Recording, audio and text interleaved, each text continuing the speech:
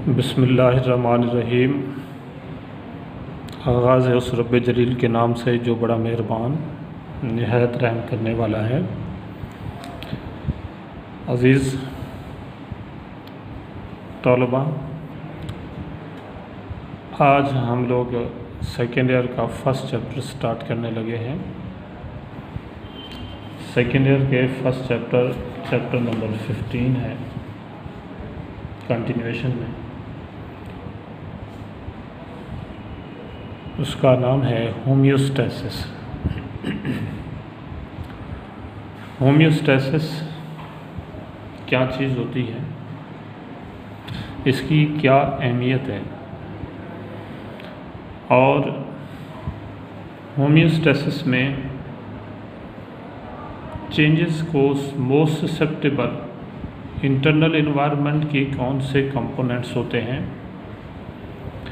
Homeostasis का मतलब क्या एनवायरनमेंट को फिक्स रखना है या कुछ और है, और साथ हम लोग ये डिस्कस करेंगे कि लिविंग सिस्टम में कंट्रोल सिस्टम किस तरह का होता है।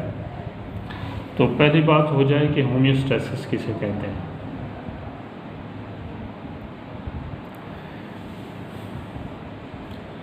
याद रखेंगे आप लोग कि जानदार लिविंग ऑर्गेनिज्म के इंटरनल बॉडी का जो सिस्टम है उसे आप लोग इंटरनल एनवायरनमेंट कहते हैं। जानदार के जो सराउंडिंग है, इर्द गिर्द है, उसे हम लोग एक्सटर्नल एनवायरनमेंट कहते हैं। एक्सटर्नल एनवायरनमेंट में मुसलसल चेंजेस आती रहती हैं और जानदार के बॉडी के ऊपर असरअंदाज होती रहती हैं, और इंटरनल एनवायरनमेंट जो बॉडी का इंटरनल सेटअप है, उन चेंजेस के ज़ेरे असर उसमें चेंज आ सकती है, आ जाती हैं। लेकिन वो अगर चेंजेस बहुत ज़्यादा आ जाएं तो इंटरनल सेटअप सारा डिस्ट्रॉय हो जाएगा, तबाही की तरफ चला जाएगा। ज़रूरत इस बात की है कि बाहर के एक्सटर्नल एनवायरनमेंट में चेंजेस आने के बावजूद बॉडी का कोई ऐसा तरीक़ेकार होना चाहिए कि इंटरनल एनवायरनमेंट को नुकसान ना पहुँचे। तो इंटरनल एनवायरनमेंट को बाहर के एनवायरमेंटल चेंजेस के नुकसानात से महफूज करने के अमल को हम लोग होम्योस्टैसिस का नाम देते हैं, जो कि जानदारों के लिए इंतहाई ज़रूरी है। इसलिए होम्योस्टैसिस का मतलब है कि protection of internal environment from the harms of fluctuation in the external environment, के बाहर के माहौल में तब्दीलियाँ आएंगी बाहर के माहौल में आने के बावजूद इंटरनल एनवायरनमेंट को महफूज किए रखना कि उनसे नुकसान ना पहुँचे। इंटरनल एनवायरनमेंट तकरीबन मॉडरेट कंडीशन पर कायम रहे, तो इसे हम लोग कहते हैं homeostasis. The protection of internal environment from the harms of fluctuation changes in external environment. External environment में तब्दीलियों के नुकसानात से इंटरनल एनवायरनमेंट को महफूज करना होम्योस्टैसिस कहलाता है। और होम्योस्टैसिस बहुत ज़्यादा सिग्निफिकेंस का हामिल प्रोसेस है। ये तमाम लिविंग ऑर्गेनिज़म्स की ज़रूरत है। Living organisms cell, intracellular, extra cellular level पर ये एनवायरनमेंट के तब्दीलियों के असर को मेंटेन करना अपने नॉर्मल सेटअप के अंदर, ये तमाम जानदारों की ज़रूरत है। It is the central requirement in the maintenance of organism, कि किसी भी जानदार की मेंटेनेंस के लिए ये मरकज़ी ज़रूरत है। This is the process that compels the adaptation in the constant changing conditions and contribute in evolutionary process. यही वो प्रोसेस है जो कांस्टेंट चेंजिंग कंडीशंस में अडेप्टेशंस को कंपेल करता है, अडेप्टेशन प्रोड्यूस करने की वजह बनता है, और यही वो प्रोसेस है जो एवोल्यूशनरी प्रोसेस में अपना अहम किरदार अदा करता है। यानी इस प्रोसेस के बगैर जानदार रह नहीं सकता, और यही वो प्रोसेस है जो नई अडाप्टेशन पैदा होने और यूँ न्यू किस्म की एवोल्यूशनरी प्रोसेसेस आगे चलने की वजह बनता है। अब बात आती है कि बाहर के इन्वायरमेंट में चेंजेस तो काफ़ी ज़्यादा आती हैं, तो बाहर के चेंजेस का इंटरनल इन्वायरमेंट की कौन सी चीज़ों पर ज़्यादा असर पड़ता है। तो हम लोग लिखते हैं कि most susceptible component of the internal environment are 3, के जो सबसे ज़्यादा मुतासर होते हैं एक्सटर्नल चेंजेस से वो 3 कंपोनेंट्स हैं। नंबर 1 पे लिखा water, number 2 solutes, number 3 temperature. ये 3 वो चीज़ें हैं जो इंटरनल इन्वायरमेंट की ज़्यादा मुतासर होती हैं बाहर की चेंजेस से, एक्सटर्नल इन्वायरमेंटल चेंजेस से। और इन तीनों चीज़ों को नॉर्मल कंडीशन पर रेगुलेट करने के लिए आमतौर पर रेगुलेशन के 3 मैकेनिज़्म पाए जाते हैं। एक रेगुलेशन के मैकेनिज़्म का नाम लिखा ऑस्मो रेगुलेशन, दूसरे मैकेनिज़्म का नाम है excretion, third mechanism thermo regulation. 3 changes अक्सर आ जाती हैं और उन 3 चीज़ों को रेगुलेट करने के लिए 3 regulatory mechanism, osmo regulation, excretion and thermo regulation. Osmo regulation means the regulation of solutes and gain and loss of water between organism and its environment is called osmoregulation। के जानदार और उसके environment के दरमियान solutes gain और loss of water को regulate करना, उसे बाकायदा बनाना, ये ऑस्मो रेगुलेशन कहलाता है। और दूसरा प्रोसेस है excretion, elimination of metabolic waste specially nitrogenous waste is called excretion. के बॉडी से नाइट्रोजनस वेस्ट फुल मेटाबोलाइट्स जो मेटाबॉलिज्म के नतीजे में प्रोड्यूस होते हैं उनको बॉडी से खारिज करना, ये एक्सक्रीशन कहलाता है। एक्सक्रीशन के प्रोसेस का भी ताल्लुक वाटर अवेलेबिलिटी के साथ गहरा होता है, कि वाटर अवेलेबिलिटी के साथ इसका बड़ा ताल्लुक है। और तीसरा process thermo regulation. Thermo regulation means the maintenance of internal body temperature with in a tolerable range, के बॉडी के इंटरनल टेम्परेचर को टॉलरेबल रेंज के अंदर मेंटेन किए रखना, ये थर्मो रेगुलेशन कहलाता है। अब ये 3 डिफरेंट किस्म के प्रोसेसेस हैं that are used to maintain internal 3 most susceptible changes, water, solute और टेम्परेचर की। अब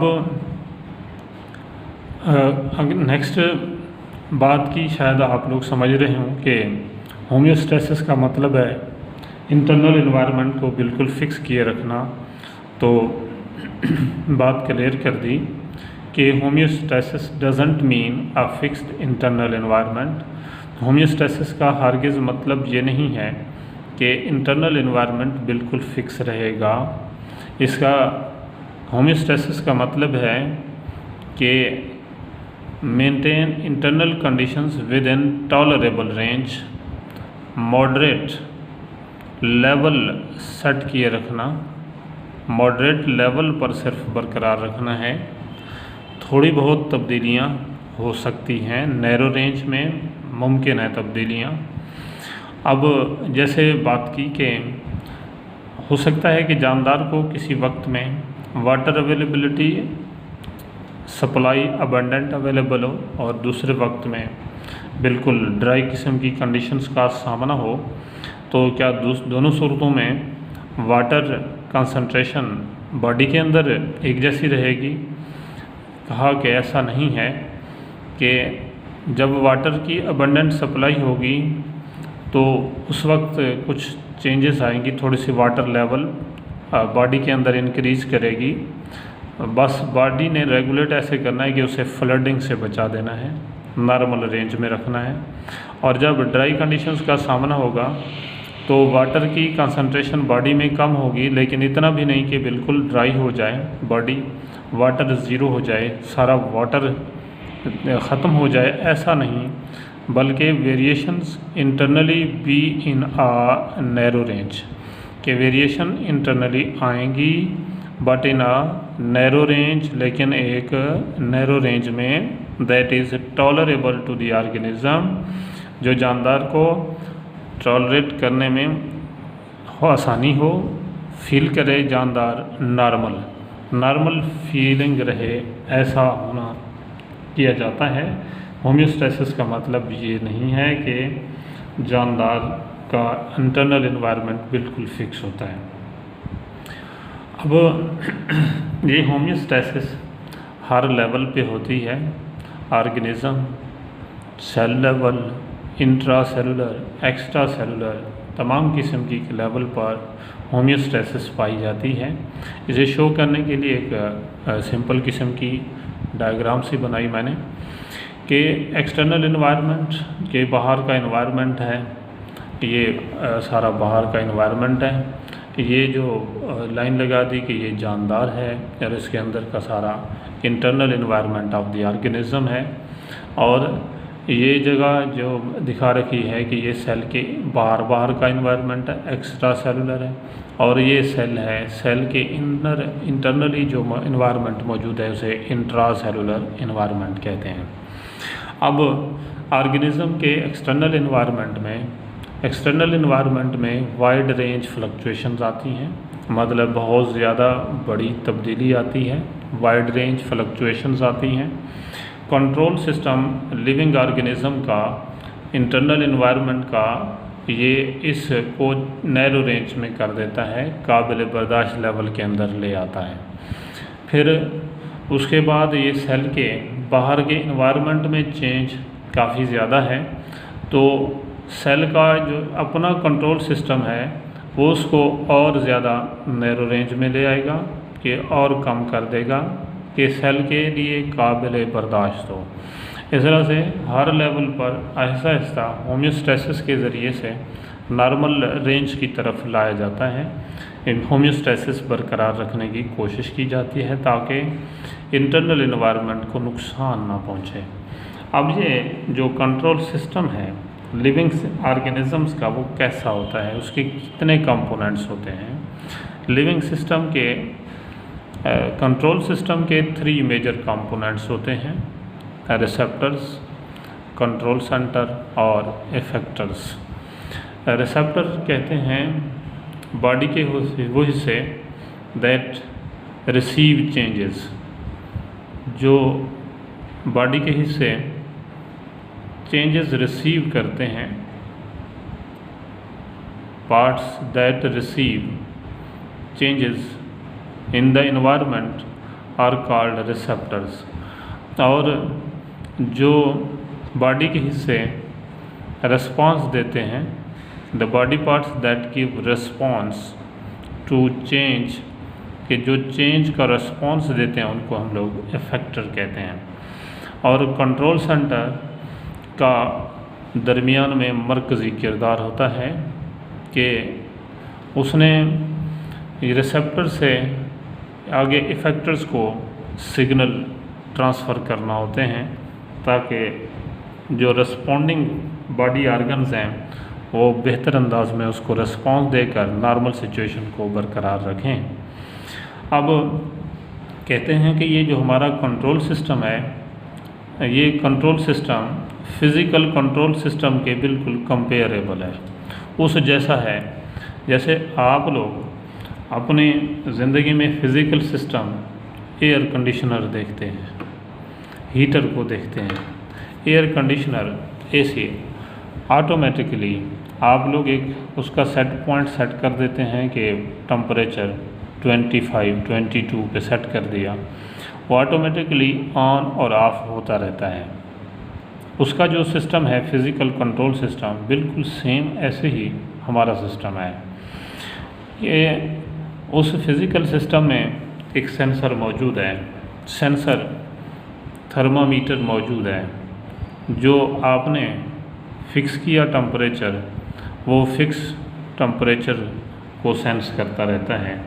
जैसे ही उस फिक्स टेम्परेचर पर टेम्परेचर आता है, it send signals to the control centre thermostat कि ये कंट्रोल सेंटर थर्मोस्टेट को सिग्नल सेंड करता है और थर्मोस्टेट से आगे रिस्पांस होता है कि पावर सप्लाई बिकम ऑन और ऑफ, कि या ऑन कर देते हैं या फिर ऑफ कर देता है। जब नॉर्मल उसका सेट पॉइंट का टेम्परेचर गेन हो गया तो उसके बाद वो फिज़िकल सिस्टम ऑटोमेटिकली ऑफ, जैसे ही उस टेम्परेचर से फिर फ्लक्चुएशन आएगी वो सिस्टम फिर ऑन या फिर ऑफ हो जाएगा। मिसाल के तौर पर अगर एयर कंडीशनर का टेम्परेचर आपने 22 डिग्री सेंटीग्रेड फिक्स कर रखा है तो जैसे ही 22 डिग्री सेंटीग्रेड होगा सराउंडिंग एनवायरनमेंट ऑटोमेटिकली ऑफ हो जाएगा, और जैसे ही 22 से बढ़ेगा ऑटोमेटिकली ऑन हो जाएगा, दोबारा कूलिंग स्टार्ट कर देगा। तो ये सेम ऐसे ही हमारी बॉडी के ऑर्गन्स होते हैं जो चेंजेस को रिसीव करते हैं। जैसे हमारी स्किन है, रिसेप्टर है, हीट चेंजेस को रिसीव करती है। कंट्रोल सेंटर हमारी बॉडी का ब्रेन है, और बॉडी के हिस्से इफ़ेक्टर्स के तौर पर काम करते हैं। मिसाल के तौर पर कि गर्मी की हीट चेंजेस को रिसेप्टर स्किन ने लिया, कंट्रोल सेंटर ब्रेन को भेजता, और इफ़ेक्टर्स की तरफ यानी ये गर्मी की ये टेम्परेचर ज़्यादा होने की इत्तलात पहुंचती हैं।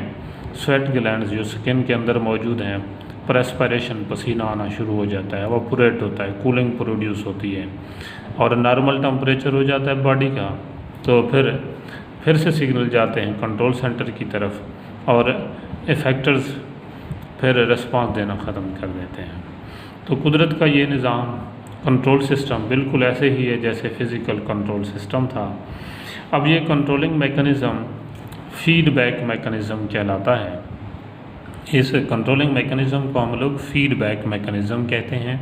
फीडबैक मेकनिज़म का मतलब है डिटेक्शन ऑफ चेंज, कि तब्दीली को डिटेक्ट करना, पता लगाना, and signalling for effectors response to the control system, के कंट्रोल सिस्टम की तरफ सिग्नल भेजना ताकि वहाँ से इफ़ेक्टर्स को सिग्नल दिए जाएं जो रिस्पांस दें।